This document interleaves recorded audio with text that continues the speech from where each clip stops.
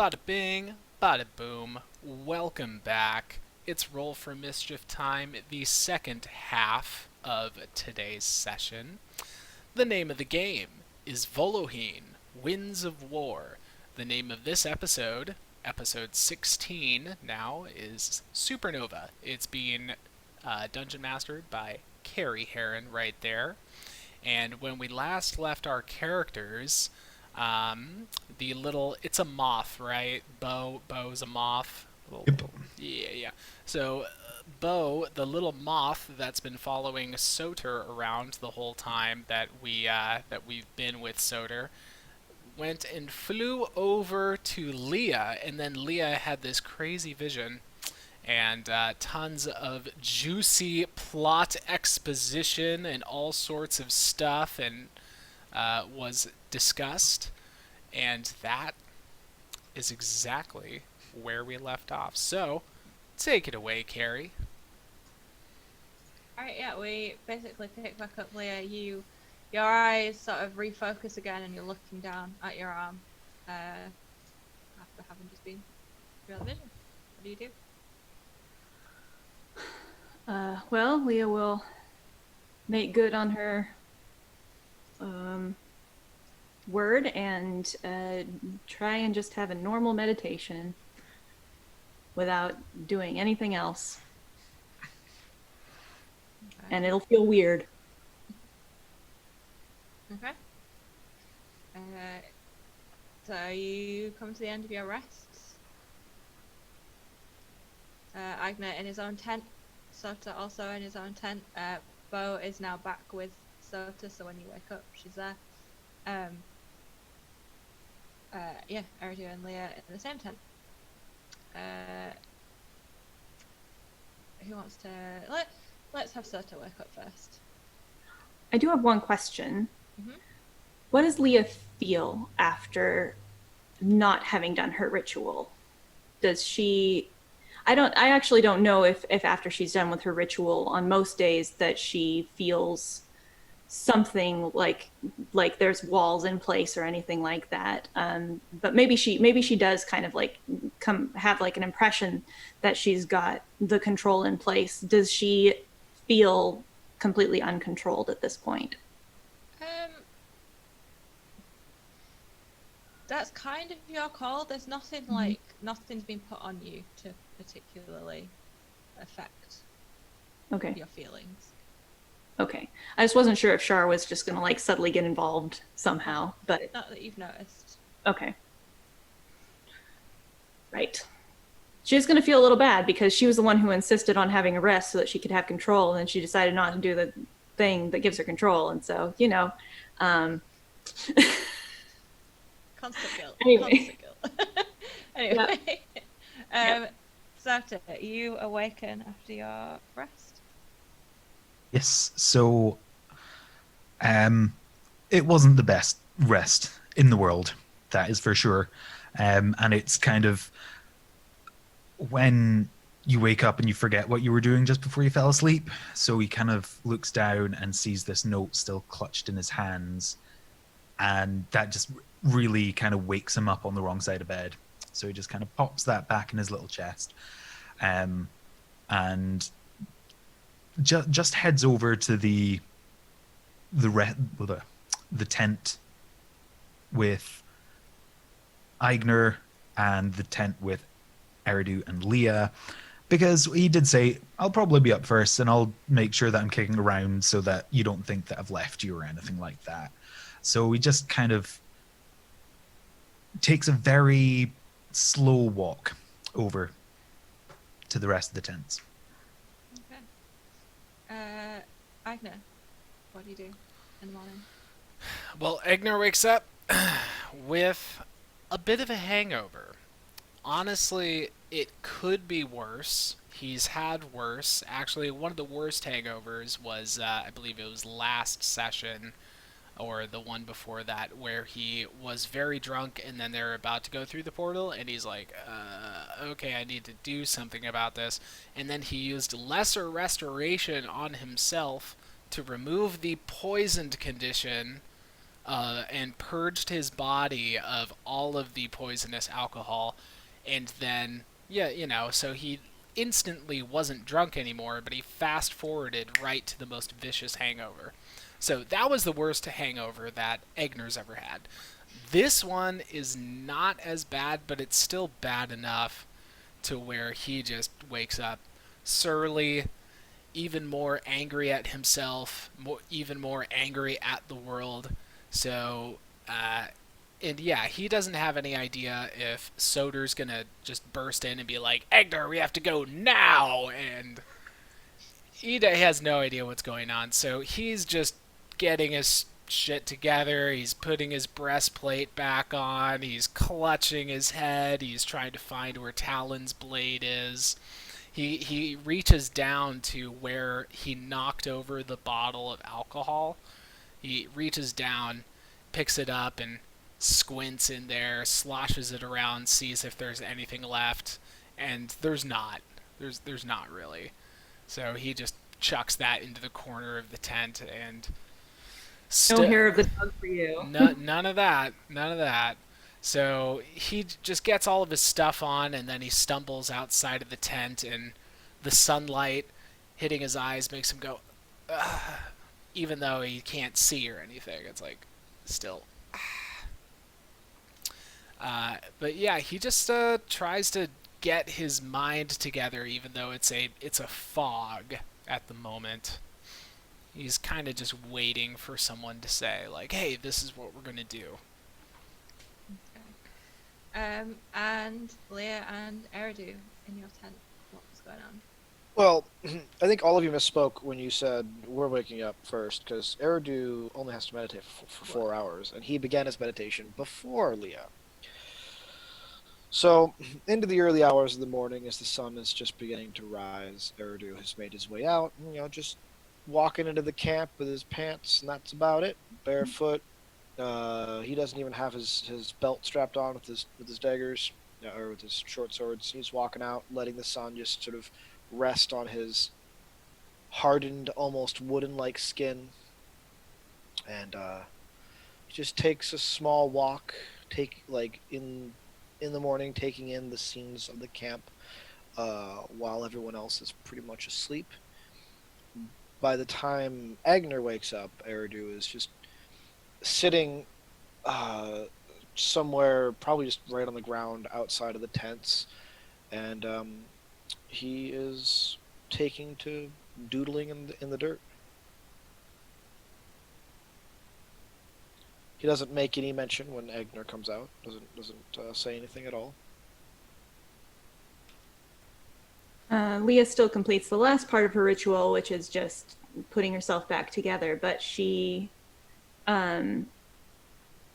like she's not as I guess straight-laced is the word that I use for like how she usually tends to be very severe, and like how she puts her hair back and like dresses in all the layers of gray and like has the high necked stuff and the long sleeved tunic. Like she still has those clothes, but she's trying something different, so she's not as severe about everything. So she's a little more, her appearance is a little more softened. And she's going to stay in the tent until someone tells her to go elsewhere. So, Ida, you come out to Eridu being sat on the floor. Soter, you also kind of appear at around the same time.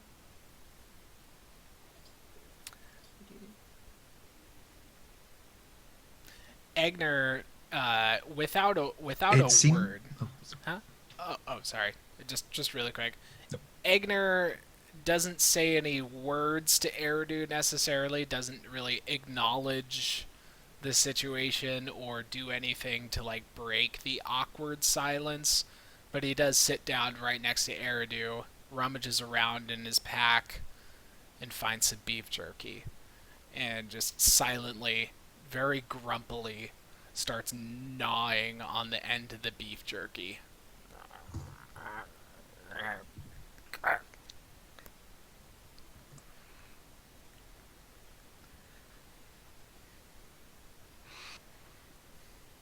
That was enough for any day, Eridu.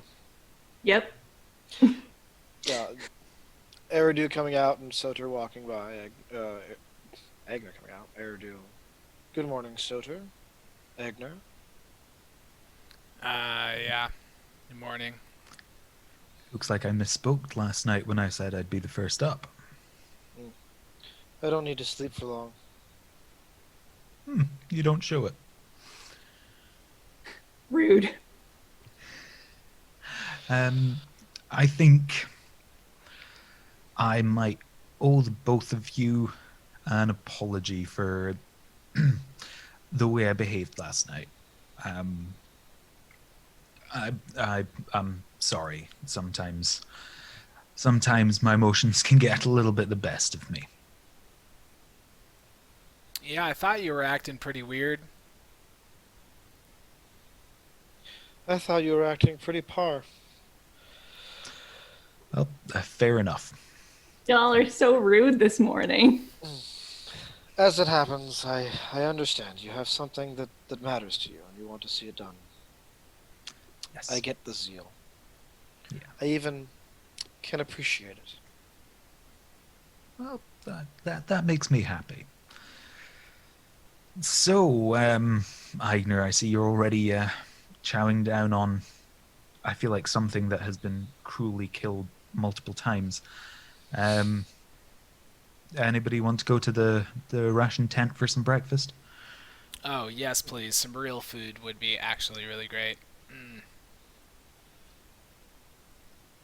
Eridu?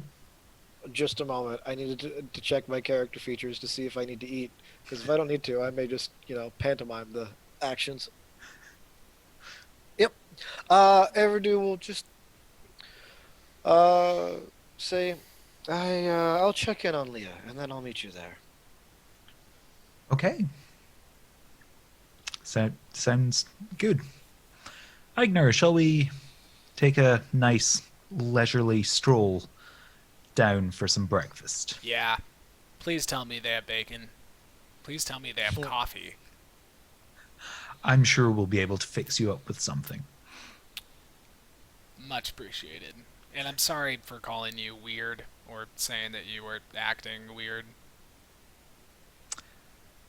It's fine. It's fine. I'm assuming you're nurturing a little bit of morning sickness this morning after last night. You could say that. So, yeah, it's Agner's pregnant. water under the bridge. Water under the bridge. All right. Let's go. Let's head on up. Yeah. Let's go before I vomit or something. So the two of you go and find breakfast. It's not difficult. You find somewhere and start, eating. Eridu and Leah. Yeah, Eridu pops into the tent. Leah, are you decent? And even though he's just sort of barged in with no real concerns whether or not she is. Yes, I'm more or less ready to. What's the plan? Have you seen Soter? Soter and Agner have gone to get themselves a meal, and if I judge him correctly, we will be on our way shortly after that. I find myself not very hungry this morning. Well, food sounds good to me. Eridu will just grab. He's got like a almost just long coat that he wears now, aside from a robe and just his pants, and just throws that on. Gives it a couple of haphazard buttons. The coat's pretty well worn. It was once a very fine dress coat, but he seems to have not bothered giving it the normal care that he would have maybe months to a year ago. Right, let's be on our way then. And then he'll buckle his belt with his swords on it and be ready to go. Leah will say to, she'll get together the things that she needs, and she'll say to Eridu, Soter lied to me. He lied to all of us. I plan on confronting him about it. Do you want to be there? Yeah, Eridu will take a step back, or, kind of take a step back, sort of a little troubled. And of course, what did he lie about? He's been in contact with Shar.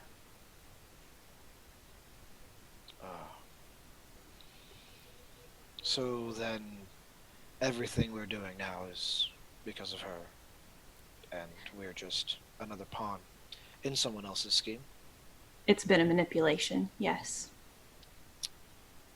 I still told Yes. her that I would help him because it's still the right thing to do. I know he didn't lie. Obviously, we can see that as far as what he's been doing and what he needs help with. But I don't trust him as much anymore. Every moment I think I can find a reason to trust him, he proves me wrong. We'll have to see. Yes, I would love to be there for the confrontation. I may have a few choice words myself. As is your right. And then we presumably somehow know where to go. Yeah, you find them. Like, Eridu knew where they were going. It's not hard to, yeah. You get It's them. only a couple of tents away. Yeah. Cool. So, where are people? What are they doing when we come in? So as you get there, Soter and Agner have managed to find themselves some breakfast and are sitting down, eating. I presume in silence or maybe making small talk. I don't know. I feel like it would be that really difficult, forced small talk. What beautiful weather we're having. Yeah, I didn't really notice. Deadpan. Shutting down everything. Yeah, I mean, like they'll probably do some small talk, and Agner will play along for a second, and then at some point he'll just tell Soter, like, Soter, I'm gonna be real with you. I have got a screaming headache right now, and any unnecessary noise makes it worse. Yeah. I mean, maybe we'll catch up later, and then he'll Yeah. go down to his food, and he'll just start shoveling food into his mouth like he hasn't eaten in a week. Yeah, and so Leah and Eridu come in to see this happening. Mm. In the sort of ration tent, there's like an area where there's a couple of like tables set up that seem to be put out and then taken away again around meal times. There are other people in How there. crowded is it? Are there lots of people in there, or is there enough space that? Not Leah, loads of Ellie? people, but there are definitely other people in there. Okay. Yeah, I'm just trying to determine if she would like insist on going outside or just like have it out right here. I think probably we'll just have it out right here.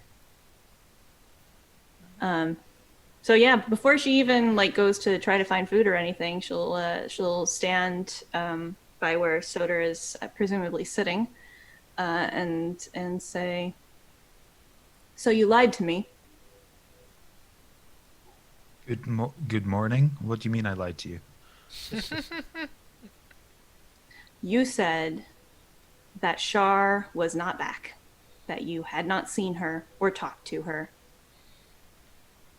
I Well- received a message from Shar last night, and it turns out that was a lie. You've been manipulating me. At that, I just look over my shoulder at Bo,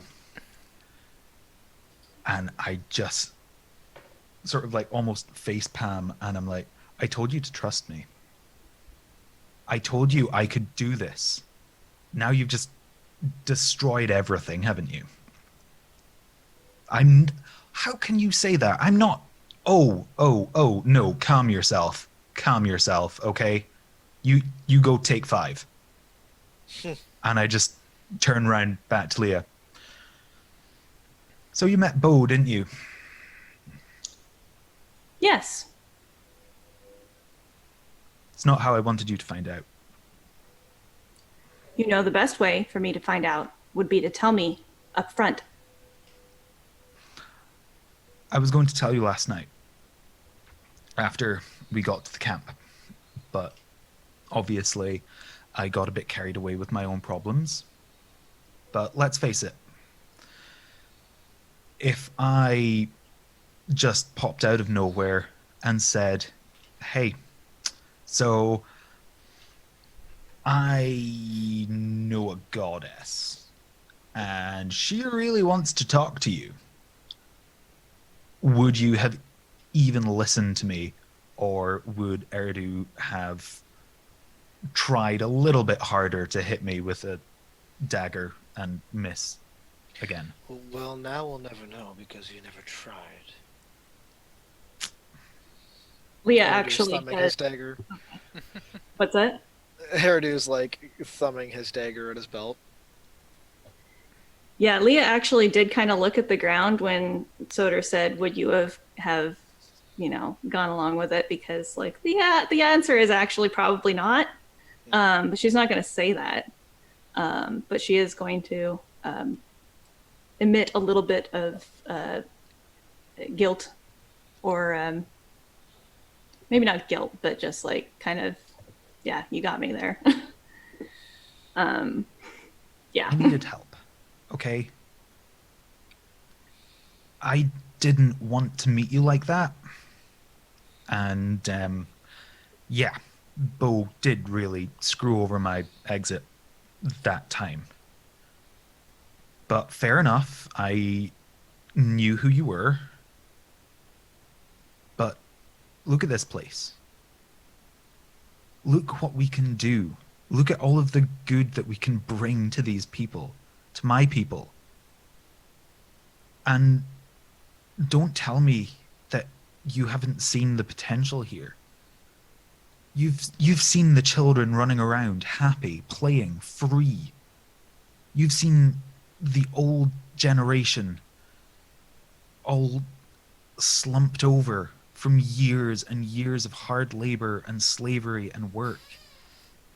But they're here, and for the first time their entire lives, they're free. That's what I wanted you to see. Not the potential that this is just some grand scheme of a puppet master goddess. No, Bo, you go back. I'm not done yet. Look, it's difficult. It's really difficult. But I needed to show you that you could trust me before all of this panned out the way it did, because goddesses, am I right? Egner just pipes up and he's like, truth. Truth. Yes, thank you, Eigner. I hope he hasn't poured anything in that coffee.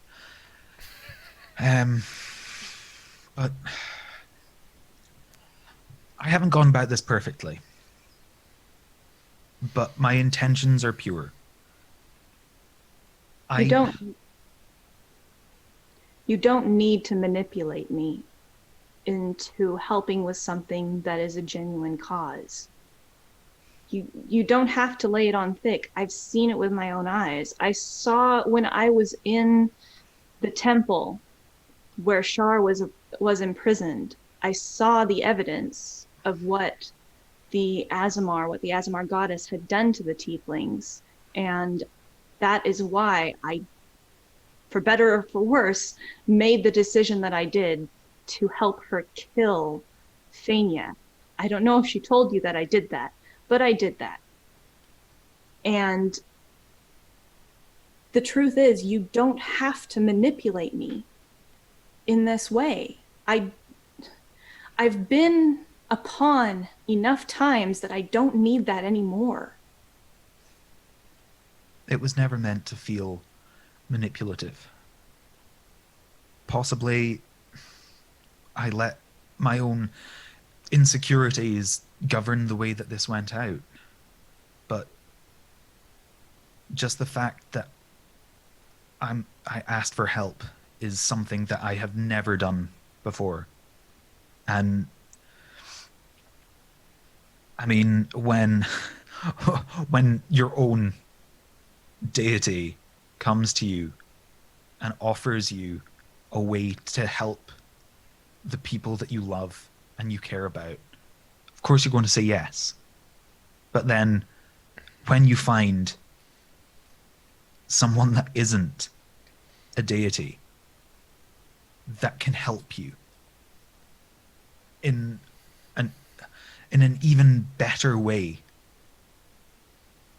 it's hard to make it sound that it's hard to make it as if you wanted it, not not the deities.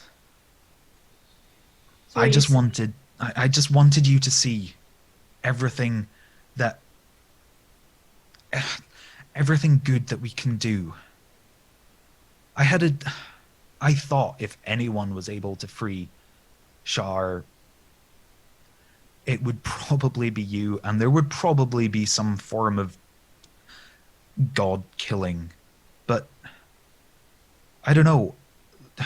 We don't know each other, but even just seeing you down in hell, I know that you don't want to kill. You don't want to do these things. And I wanted to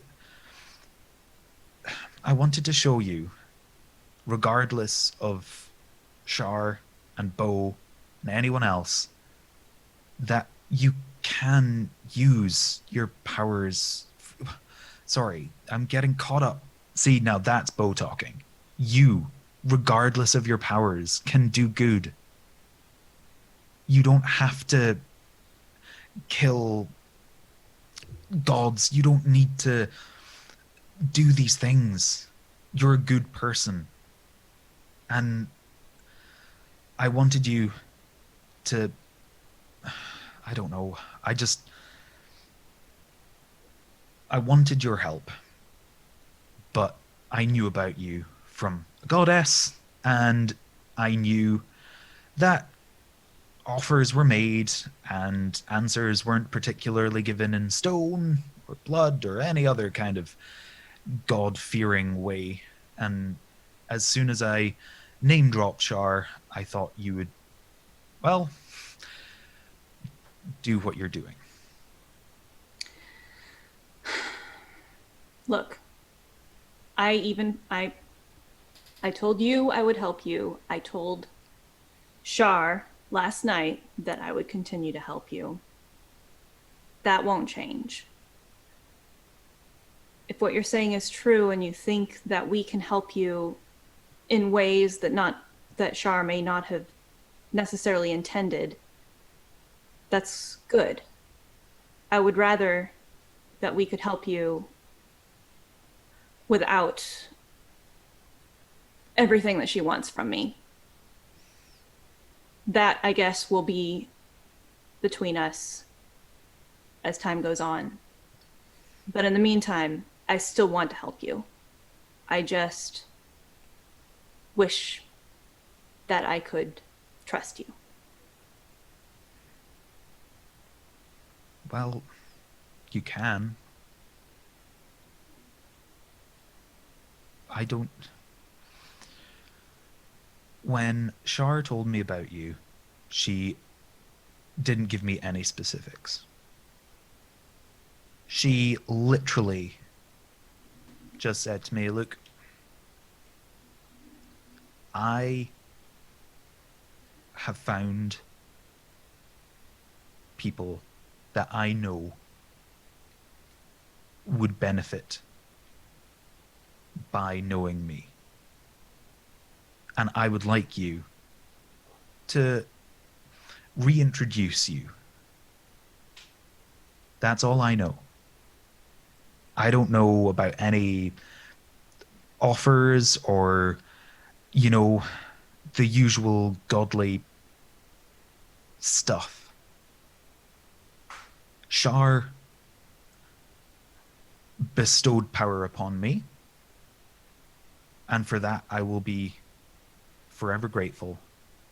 And even though Bo is, and I just raise my voice at this point to make sure that the flying moth can hear, is annoying as heck. she can be uh, she can be a good friend in tough spots. And whether you can construe that as the price for my power, fair enough. To always have a little instance of Shar kicking about somewhere near me. But it's all I just knew that you could help. And I want my people to be free. But at the moment, most importantly, I need to go get a girl. The girl from your visions. Yes. She's alive. Then we'll help you. And perhaps along the way you can tell me what kind of a goddess Shar is to you. And how she is as a patron. Well, I mean, you've met Bo. I think you can make your own conclusions.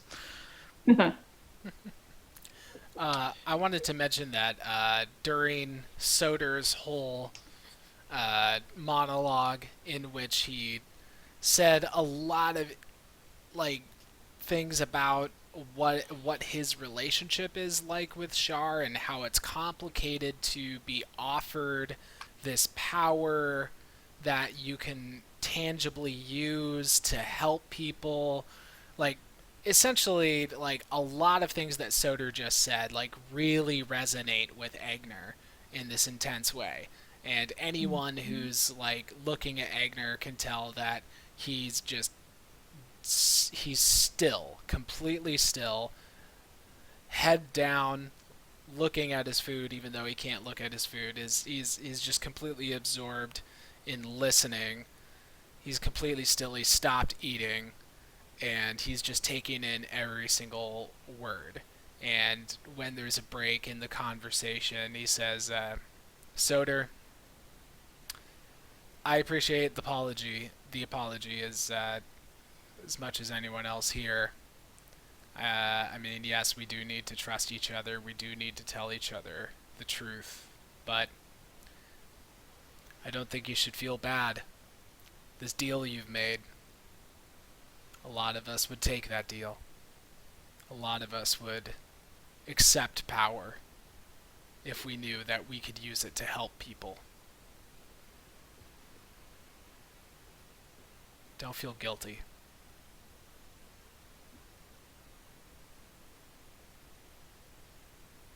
I won't. When Egner says that, Leah also looks down at the ground, like she's thinking hard. Yeah, Erida's got a thought in his mind about that too. Hmm. Then Eridu will follow up with looking at Soter and saying, well, is there anything else that we need to know? Anything else that you're hiding from us? There is nothing else. The only thing really that I was hiding was my relationship with Shar. Everything else has been completely true. I mean, even to the point that in hell I told you that I didn't know whether or not she was alive. It's all true. Do you know the cost of all of this? Gesturing towards the entire camp, all the refugees, all the people he's been trying to save.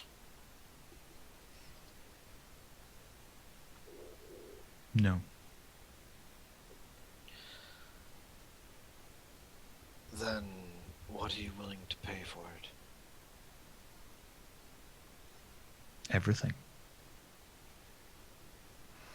If I can free my people, then I am willing to pay the ultimate price for that. But on my terms. I would never ask anyone to be the first over the breach. That place will always be reserved for me. That is why I work essentially alone. Because it's cleaner, less people are likely to get hurt, and I am willing to do everything. I know it might seem obvious, but the question must still be asked. What is the ultimate price for you?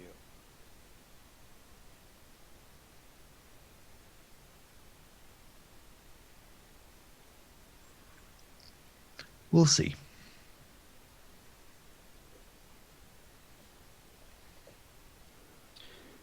That's a moment where Eridu, like, all stoicism in his face kind of crumbles at that response, and he does look like a little bit troubled. Very well. I will help as long as you are forthcoming as much as you can be from here on out. Of course. And I accept your apology. It takes a lot for someone to admit when they are wrong, and to be able to state that. I didn't mean to. I honestly didn't mean to. Oh, Don't trouble yourself with it. We mislead, or we lie, or we say things that we don't mean very often without the second thought. I forgive those who are humble enough to realize their mistakes. thank you. All of you.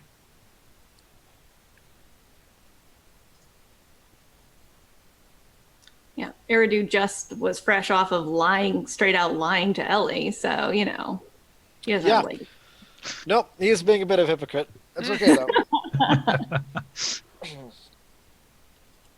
He knows the ultimate price he's willing to pay. hmm. Hmm. At some point in there, Leah has definitely grabbed food, because we're going to argue, but we're also going to eat. Eridu has not. He has not grabbed food, not grabbed water, not grabbed coffee. Hmm. So, yeah, you eat or don't eat, whatever the case is. So, Soter, what is your plan now for sort of heading out, and do you want to talk to anybody here before you go, or what? So I think it would be best if we head back to the main tent and have a quick catch up of the situation with Makaria. So I will sort of turn around to everybody and say, look, guys, I mean, if you've all finished, then I think there's someone that you should meet who knows where we're going. Okay. You head to the tent. Inside this morning, there is only Makari and her right-hand man, called Fenris, in there. They seem to be going over some maps, and they look up as you enter, presumably Soter first, and you get a kind of almost like a sympathetic smile, because you did just turn around and bolt out of there halfway through a conversation, like when you were with them before, essentially. And then as she sees the rest of you come in, she kind of straightens up and like neatens her clothes and says, good morning. I hope you're all well. Good morning. I would like to introduce you to a few people, Makaria. They've offered their help in rescuing the girl. And then I go and just introduce everyone. She kind of nods at each of you as they're introduced. And says, "Well, I think it's probably a good idea that you do have help. I don't think this is going to be too easy. Yes, it's an interesting place where you're going. I do feel like I need to apologize for my behavior last night, especially seeing as I didn't stay long enough to actually get the majority of the details. But hey, you know me, so where are we Oh, well, going? so I understood. It was a lot to drop on you. I wasn't particularly looking forward to doing it, but you are going to be going to a town called, where did I find it? Aston. I don't believe you've been there before. I think you would probably know if you had. It's the people there. They're a little bit. It's a strange town. They kind of keep themselves to themselves. They very much keep away from even the rest of the Islamar population. In fact, it's very hard to get information in and out of there. It is a walled town, and there is a heavy guard presence across the entire of the town. You'll need to be finding and infiltrating the Talrant household. I believe it's deep within the city. It is a noble manor, so of course that comes with more guards. The girl you're looking for, her name is Frieza. I believe she's around 16 years old. She's young. But of course you'll remember me saying that you will need to bring her brother with you. She's not going to leave that place without him. That's probably going to be the tricky bit, though. From what I've heard, they've taken him on as a child of their own. I'm not really sure. I don't understand. I don't understand. But from the notes I have, he seems to be going by the name Lenwill. However, that's a very Asimon name. It's perhaps not his birth name, but yes, that's about all the information I have. Like I said, it's difficult to get things out of that town. I have horses you can take, unless you and your friends are planning to go your usual route. I don't know. I think it might be best for everyone not to be put through that again. So if you're willing to give us some horses, then we would be very, very happy. Yes, of course. Yep, we can provide the horses. It's half a day's ride at most. It's not too far from here. As you know, that we set up this camp sort of in centralised around some of the towns in this area, with the hopes of being able to get people out of there eventually. But this will be the first time there's been a actually no. Yeah, this will be the first time that there's been an extraction from this town. But I do believe there has been a few escapes, so they may be on the lookout. Just be prepared. I'm probably not going to be too much of a fan of you walking up to their gate, Soter, but your friends may be okay. Okay. I think I have a plan. Do you guys need any more information, or are you happy? I can't think of anything. You are our leader here. I will follow you, so I don't need any more information. Okay. I will simply point out that if it is difficult for us to, this is an infiltration mission. None of us, is an Asmar. We left that one behind. However, Her eyebrows raised at this, and she looks to Soter, like. And I just also kind of we lock eyes, and then almost rehearsed, we both kind of stare at Leah, confusing and questioning. We live in the Free Kingdoms. We have associates who are Azamar. In the defense of the person that I know, he was completely unaware of most of the situation, and it was brought to light to him in the same instance in which we freed Shar. Apologies, please do continue. We may have a method of disguising. One of us may have a method of disguising himself as an Azamar. I've hung out with plenty of Azamar. I can make myself look like one of them. I can act like them. All you have to be is, cocky, Pompous? pompous, believe that you're better than everyone else. Yeah, no, I could do it. Absolutely. You see like a hint of a grin on her face at this, as if she agrees with your description. And then Weird. says, and then says, I trust your judgment on this, on how to do this. I will say I don't think they would turn away people at the gates. It's not a closed off town, it's just heavily protected. But the reception you get there, I don't really know. They're a little bit more heavy with the rules around keeping tieflings than other towns. But So Soter is the one we should be concerned about. The rest of us, we might be able to get through the gates fairly easily. I would say so, yes. Will we have to pretend that Soter is our slave?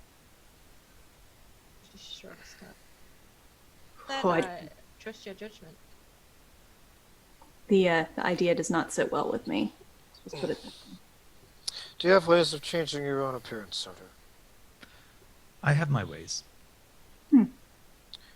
If your talents allow you to hide yourself, then that's all we really need. I think we've got a good chance. Good. Okay. Let's do it. Left off. You get your horses. There's enough for one each. And you start the ride. It is about half a day's ride. It's not too far. As you get closer, you can see, even from a distance, high, like, it seems to be like white marble walls, with like, and all the metalwork around the top where there's sort of guard posts seems to be like gold. You would have been told, I would say you've been told, that there are 4 entrances to this town. There are, there's bridges across a small river, but you'd be coming in at it from the land side, and there are 3 other entrances on that side. All of them will be heavily guarded. Do you want to come up with a plan before you get to the gates? Yes. Yeah. So I would like to take the time that we spend traveling just to kind of go over plans. And I kind of, at some point in the journey, sort of turn to Leah and I go, well, there's several ways that we can play this. I can easily act the slave. I've been doing it most of my life. So we could go through under the pretense that you are trying to sell me to the noble house, and let's face it, it's just another tiefling sale. They're not going to care. Other than that, I could disguise myself, kind of do a little bit of illusion magic and make me look slightly less tiefling-y. Or there's the third route where we make a distraction. Hmm. Well, I'll say two things to that. I am not terribly good at deception. Um, Something about the fact that I tend to just say, show exactly what I'm feeling at any minute, makes it very difficult for me to do a whole lot of lying. And I definitely would not feel comfortable with the idea of you being uh, in a slave position, if at all possible. The second thing I will say is that Agner is a tactician, and maybe he has some ideas. Uh, I do, and I'm sad to say that I must disagree with you, Leah. I think that the most plausible strategy is the first one. The I can make it more convincing by disguising myself as an Azamar, and that will probably help our case of what we're trying to sell here. And I think there will be less consequences if I am found out to not be who I say I am than in the case of Soter being found out to not be the person that he says he is if he were to disguise himself. That is actually a very good point. I feel like Soter needs to hide in plain sight. Hide uh, just the way he is. That's what I think.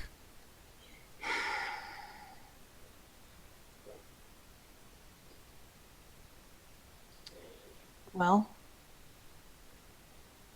um, then I will go with whatever is necessary. Eridu, what do you think?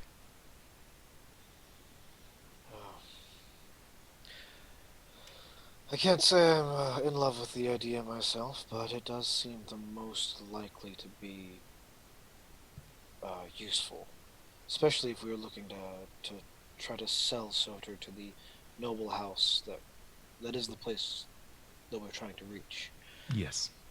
As Yes. opposed to pretending that we are something else, it will then take infiltrating the city and then finding an excuse to reach the noble house. I know it makes you uncomfortable, Leah. I don't love it either, but it may just be our best bet. Hmm. And I trust heavily in Soto's ability to deceive. Rude. Well, that stings. Just say it with a playful smile.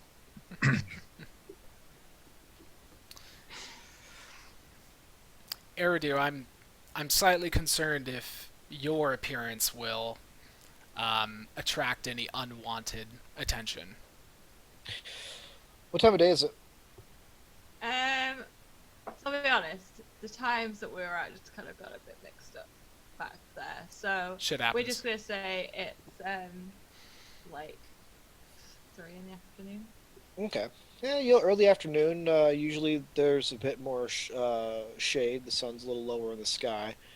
If there's ample enough shadows, I'm gonna look around the walls of the city and say, "Oh, don't worry about me. I can get around without being seen quite easily." Very well. Just don't lose us. I'll keep my. I'll keep as close as I can. Very Stay well. near shadows. The other Okay. thing that we could do, Eridu, if you feel the need to hide yourself,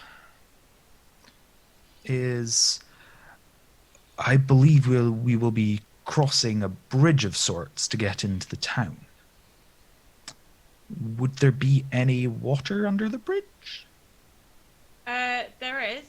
You aren't currently on the side that would be going across the bridge. So there's around the side that you're currently on. There are 3 other entrances around the walls. But you can absolutely circle around and come at it from the bridge side. And then If you would like, if you'd like a little, magic hug, if you want. I have learned to create quite a vast, dense fog. Hmm. If we were to continue with the plan as normal, but enter through the side, which has the river, we could have all the attention on myself being sold off, which would then give you a pretty ample means to get through almost undetected. Yes, that can't help it, or can't hurt. Can't help. There is also Ignar. well, let me can I say this out of character really quick? Asa, you could also use wild shape, turn into an animal, and like in Love to. a I'd absolutely love to. inconspicuous animal, maybe like a little pet, I don't know, bird or something on my shoulder. I don't know. It would be a great, wonderful, very convenient suggestion.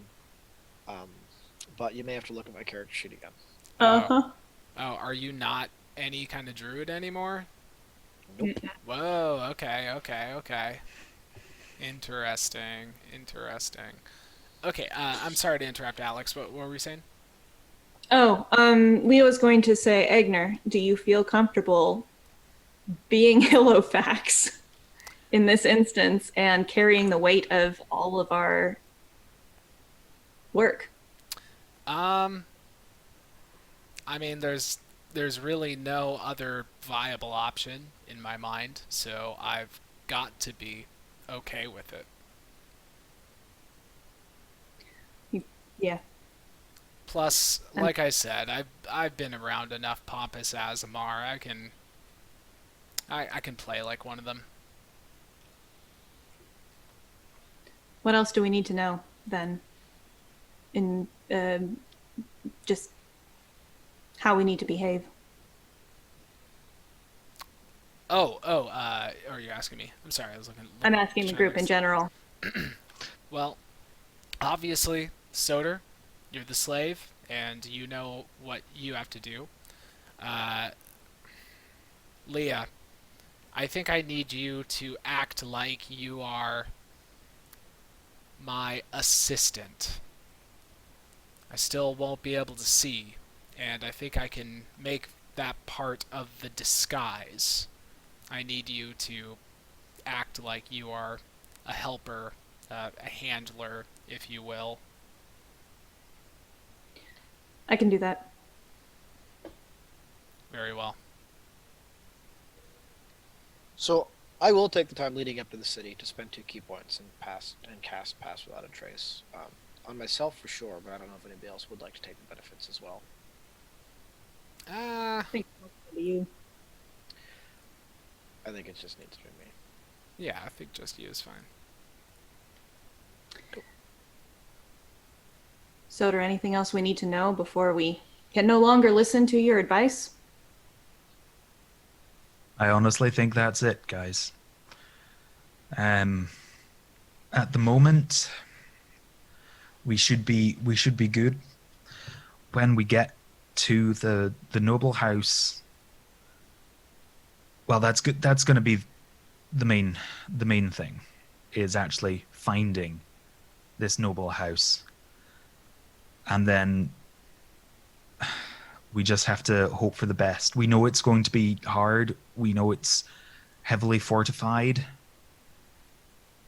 But in the grand scheme of things, if you guys have to sell me so that I'm at least inside,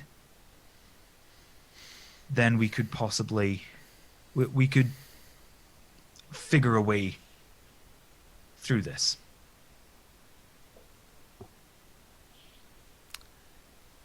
If it comes to that, I'll find a way to get you the money. So at least you get paid for us selling you. I don't know if that'll make you feel any better, but... I mean, it sounds like you're trying to insinuate that you're going to pay me for services rendered. I don't know what I was insinuating, actually. Look, Leah avoids looking at Eridu. let's just move on. Sometimes services can be rendered without payment. There are reasons for exceptions. Mm. Ooh la la. But that is true, Eridu. That is true. If only there was one.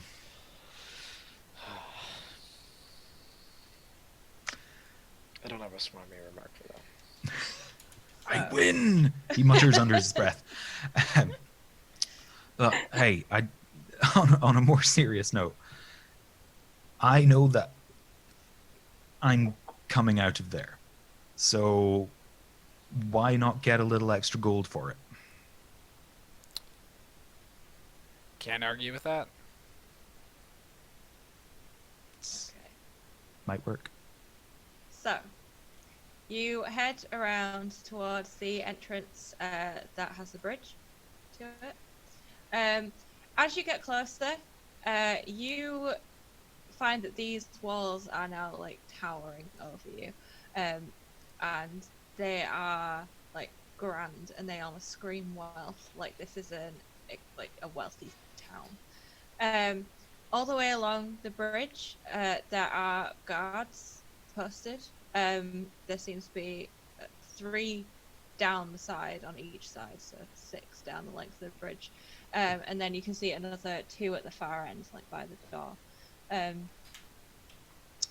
Getting up to the first set of guards, they sort of look down at you. I'm sorry, Carrie. And yeah. But before, can I have done the disguise self already? yeah, I just Okay. kind of assumed Yeah. that all was set up. Excellent. Cool. Right. Yeah. Yeah. So they like eye the tiefling and then look up at the ASMR, and then just kind of nod at Aigner, and then look away. They seem to be concentrating more on the water than they are on you guys or the road. And it's the same with each set of guards. So unless you say something to them as you pass them, which I presume not. What is Soter doing with the water? Is he making a fog cloud? Is that the idea? That will be the idea, yes. Oh, okay. All right. When are you doing that? Well, how long is the bridge? Not Ish. like crazy long, like 30 feet. Is that length of a bridge? I don't really know how long bridges are, to be honest. Yeah, it depends on the width of this river or stream, but Yeah. not long. Real question for me would be like, if I'm trying to stay out of sight, like, is there an ample number of trees and whatnot that I can just, because I can indiscriminately leap 60 feet between shadow place to shadow place. You could probably go from sort of like a tree line a little bit away. How far do you say? 60 feet. It's a 60-foot jump, yeah. Yeah. You could get from the tree line to sort of the edge of the walls where the shadow's been cast. So, Plus, I can also like run at 55 feet, and I can do that with my stealth at +10. I'm pretty sure I can, Mhm. find a way to, if I can't get to a shadow, run fast enough and, Yeah. and silent enough to not be seen. Sneaky boy. Okay, so in that case, I will cast fog cloud. Sort of in the middle of the bridge. I'm going to cast it at 3rd level, which gives me an external area of 60 feet to fill out with fog. Okay. So I'll just kind of center it in the middle of the bridge and slowly channel the fogginess. what's the components and stuff for fog cloud? What do you- So it's visual and semantic, verbal and semantic. Sorry. Okay, so you're having to make hand movements and say things while Yes. you're passing guards. So I'm gonna need you to do a sleight of hand check. If you're a sorcerer, do subtle spell. Unless you didn't take it, and then don't. Why would I have taken a very helpful thing? That would have been really helpful. Right. So Okay. helpful. I'm gonna give the stormtrooper dice another go. Word. If we fail, we can all blame Carrie. Word. I'll roll my stealth check too if you want. How does 25 sound? Hey. That sounds alright. That sounds alright. And what's the stealth check? 38. What? Right. I have a +10. Pass without a trace gives me a +10. I rolled an 18. Okay. That's a So lot. as you make your way down this, Can't quite see it. It's there. It's a really bright make your way down this bridge. Yeah, so you manage to get your spell off. It's kind of like you're very mumbled and you kind of move your hands like very subtly in front of you. But again, the guards seem to be more bothered about keeping an eye on the water around them. Erida, you managed to get to the other end of this bridge easily. No one seems to see you. You managed to use the shadows and also the combination of the fog cloud as well to get into a position where you are by the side of the main gates, and the guards there don't seem to have spotted you. They do start seem like as this fog cloud builds and gets thicker, they do start seem. Oh, I can't speak. They do seem to start like panicking a little bit and getting a bit like itchy feet. Like you can hear them sort of like mumbling to each other. Like, that's not natural, right? Why? There's someone. Maybe it's an escape. Should we tell the guys at the gate? No, they've seen it. It's fine. Someone else deal with it. You hear them like mumbling through the fog as you get towards the main gates. When you reach the gates, there are two guys stood out at the front, and they look at you like emerging from this fog cloud.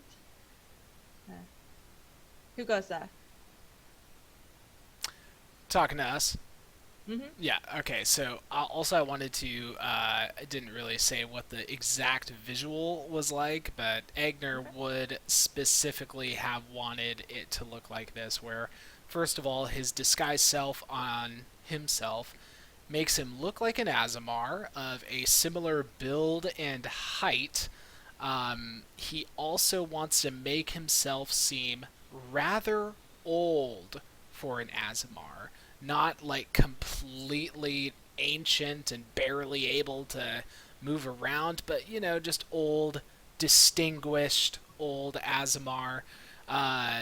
His eyes in particular have that milky white cloudiness that suggests like cataracts, and just immediately someone will get this feeling like, I think this Aasimar is blind. It's like fairly obvious. He will be, in his right hand, he's going to have a rope that is attached to Soter, and also Agner suggests that we leave Soter's horse behind, because Agner is on a horse, Leah's on a horse, Soter is not on a horse. He is walking beside them with a rope around his neck that Agner is holding. And then Agner wants Leah to be slightly ahead of him on the horse, and Agner's horse is like the bridle or the saddle or whatever. There's a rope that's connecting that to Leah's horse. So visually, it's like pretty obvious that Leah is helpfully guiding this old, distinguished Aasimar around, and the Aasimar has got his little pet slave Tiefling by the neck. And when they say that, who goes there?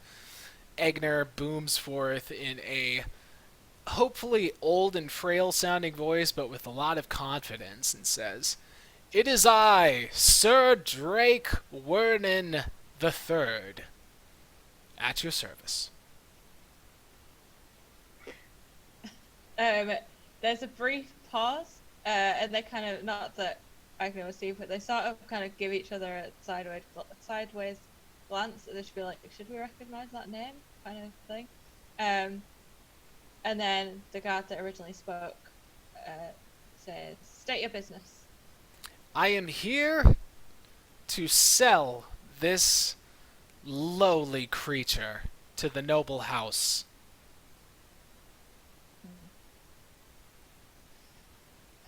Very well. Do you know of why the fog cloud appeared? Why the fog appeared? Was that you? "As you can see, my dear friends," and then he passes a hand over his milky white eyes, "I see no such fog cloud." It was very strange. We don't know where it came from. Well, it's not a good sign, but okay. Truly, an ill omen. Oh, this might cause another lockdown. Okay. Oh my. Well, yes, we've had some problems with some of those things escaping recently. The Tiefling? You can't trust him. Can't trust him as far as you can throw him, I would say. No. Right. Well, have a good day. Step to the side for you to. Much obliged. I've also got a hat. Got a little hat. He tips the hat. You pass through. You kind of get the impression that they were like heavily distracted by this fog, so they weren't really paying an awful lot of attention to what you guys were saying. And like the leader said, it's not like they stop people going in and out of the town. So you As they pass through the gate, I'm gonna turn myself invisible in the shadows of the wall and like duck in right next to him. Damn. Asa, you got so much cool shit now that you're a full As long monk. Wow. Yeah, a full monk with it's a different style of Yeah, monk. for real. Everything has changed. This whole character build is like completely different. Wow. Mm-hmm. Fucking ticks. Mm-hmm. For real. So as you enter through the gates, the streets that you find yourselves in, the roads seem to be paved with the same marble that the walls are around the city, at the town, and all of the buildings are made of the same stone. Everything is very crisp and white and perfectly clean. Edges of buildings are gold, the golden edges to like windows and doors, and a lot of like glass. I don't know if it's glass in the inside. Lots of like glass panes. It looks like this just looks like one of the most wealthiest towns that you've probably ever been in. The streets here are quiet though. Nobody passes through them. You are suddenly on your own. Initial reactions? Egner will just be trying to keep up appearances by occasionally, and he will feel bad about this, but he'll occasionally jerk the rope and to keep Soter in his place as a lowly tiefling slave. He'll occasionally do that, keep up the appearances, and then he'll try and come up with some like small talk that he can be having with Leah in character. It's like 2 levels of being in character. He'll just say, let's see what's good. What's a good name for Leah? How about like something like Freya or something? Sure. Well, Miss Freya, what? Tell me, what do your eyes see that my old milky eyes cannot? It has been so long since I've been back here. The city is as beautiful as I'm sure you remember it. Full of light. I'm sorry that you can't see it. It is a shame. My younger years were filled with much reckless carousing, I would say. And then he'll Eridu snorts from the shadows. Egner probably hears it. Egner hears that, and he resists the urge to say, "I heard that." Punk ass. And so I'm just gonna bring the session to a close. It's not like a cliffhanger, but you're in a new area. As you walk down these seemingly deserted streets that scream wealth, but nobody's here. Ghost town. Creepy. Creepy, How creepy. bizarre. Yeah. Very.